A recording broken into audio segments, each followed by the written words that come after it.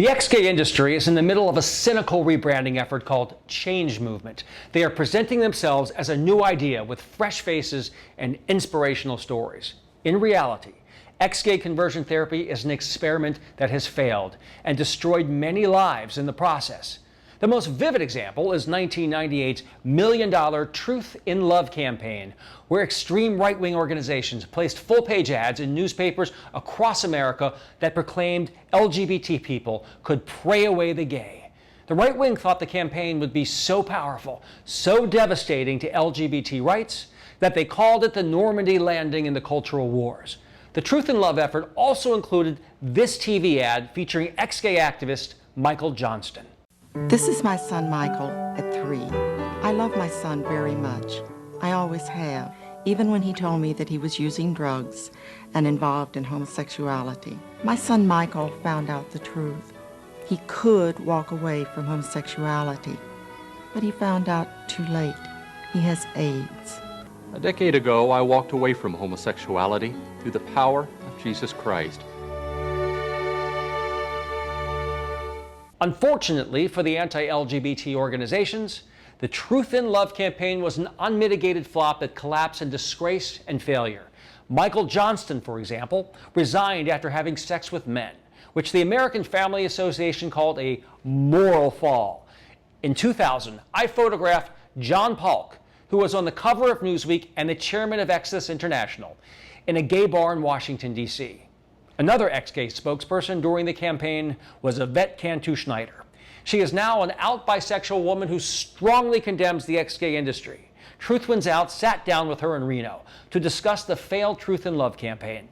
We did so because the religious right, in launching its newest effort, Change Movement, hopes people have amnesia and forget what happened to their disastrous 1998 campaign.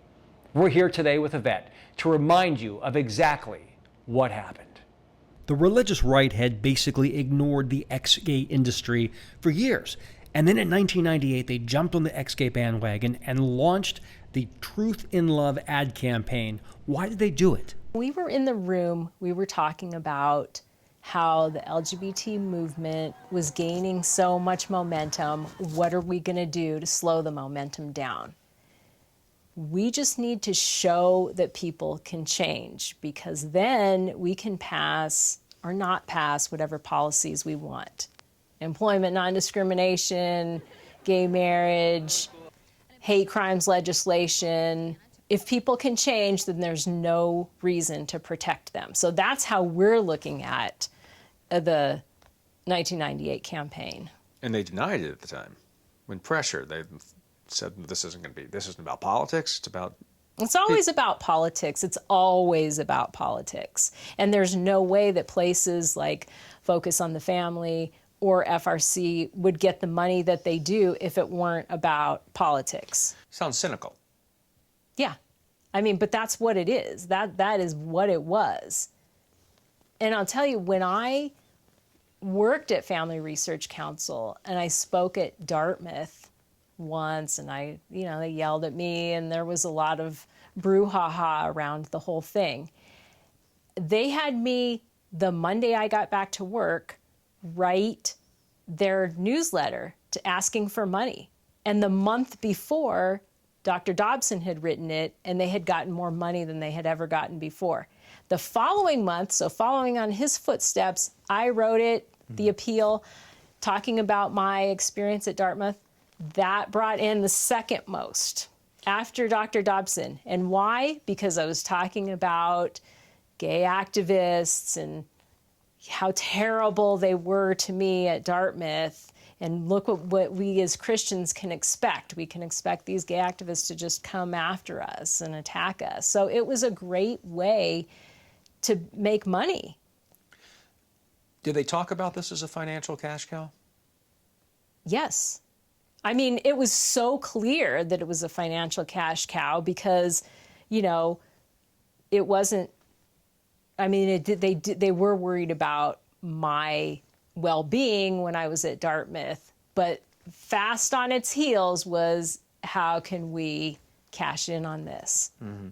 And so they sent out frequent fundraising letters using it for that? Yes, yes. Fundraising letters had issues about gay rights every month. Jerry Every Falwell month. once said if homosexuals didn't exist, you'd have to invent them in terms of raising money. Was it similar point of view? Absolutely. Absolutely. Yeah. It brought in so much money. When FRC brought me on, there was just a single person in Virginia who was paying my salary. With increasing acceptance of LGBT people, was the religious right looking for a kinder, gentler way to oppose LGBT rights when they embraced ex-gays and the Truth in Love campaign? You know, we're all about loving people. We have to love people. You know, we hate the sin, not the sinner. So how can we put that into action? Oh, you know what? You don't really have to be gay. And so we're actually helping you because your eternal soul is in peril if you're gay. So we need to come in and help and show you, look, this is just for your good. We're not against you. We're for you. We're helping you. We're showing you the way. Do you think the Truth in Love campaign was effective? I think it was very effective. I think it was very effective where people, and especially with parents, because parents wanted what was best for their kids. And they're thinking, well, what's best for my kid is going to be A, not to go to hell, B, to have a family, you know, mom and dad and kids. This is going to be what's best for my kids because we want them to fit in with society. Did the campaign have an impact on lawmakers? Lawmakers loved it because then they had something to hang their hat on. So And they actually can use say, yeah, we don't, you know, we're not for employment non-discrimination because these people, they don't have to be gay. And we don't need to institute hate crimes legislation because they don't have to be gay. You know, they're choosing to be or they're choosing not to be, but we don't have to protect these people. At any point, did these religious right leaders that were behind the Truth in Love campaign express any concern about the impact the campaign might have on LGBT people, especially youth?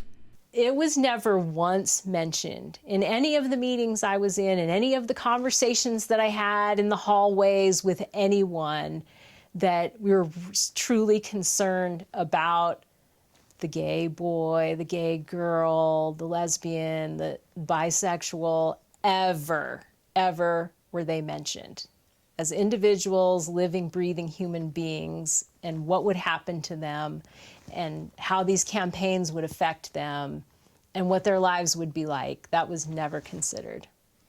The campaign in some ways was a little bit hokey. Was there any misgivings on the way the campaign was carried out? I remember when People magazine came out with John and Ann Polk and Bob Knight talking about how tacky it was to have them sitting on the bed, and thought it was like, why are you just hitting people over the head? You're trying to make it seem like, yeah, these are two formerly gay people who actually have sex with each other. That was very uncomfortable. I remember that part where it just seemed like, okay, this is getting to be a little bit of a circus, and it would be nice if we could have people that didn't look so silly and so foolish. It's almost as if there was some regret of putting ex-lesbians and ex-gay men together who were now married out there as the poster people for this movement, because it seemed so almost sordid or planned, or was this an arranged marriage, that sort of thing. And so that's when, you know, Bob and I, we talked about that, and some other people at FRC, like, how does this really look? This looks premeditated. This looks planned and arranged. September 19th, 2000. I photographed John Polk at Mr. P's, a gay bar in Washington, D.C. He was the centerpiece of the Truth in Love ex-gay advertising campaign. What was the reaction in the office the next day? John was telling us, no, I just went in there to go to the bathroom. That was all. I wasn't doing anything. And so Pete said, well, I'm gonna write a press release. I'm going to handle this and, don't worry about it. And then it was, well, I had a drink, but it was just because I was comfortable being in gay bars. That's where I had hung out before.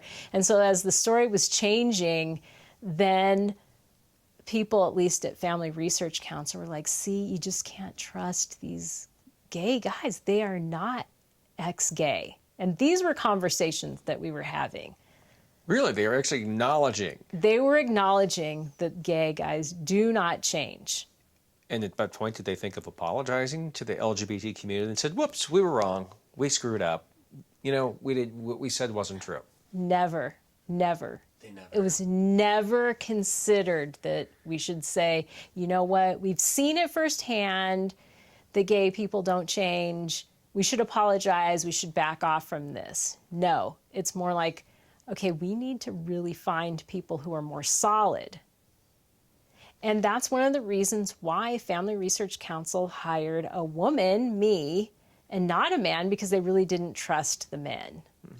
Did fear of scandal help end the religious rights love affair with the ex-gay industry and also end the Truth in Love campaign? No one wanted to keep giving attention to people who could potentially fall and have sex with someone of the same sex. There was always that concern. So it's like, get in the spotlight, get out of the spotlight. John Paulk has since come out of the closet and fights against ex-gay conversion therapy. This interview series is by Truth Wins Out. Please consider supporting our work at www.truthwinsout.org.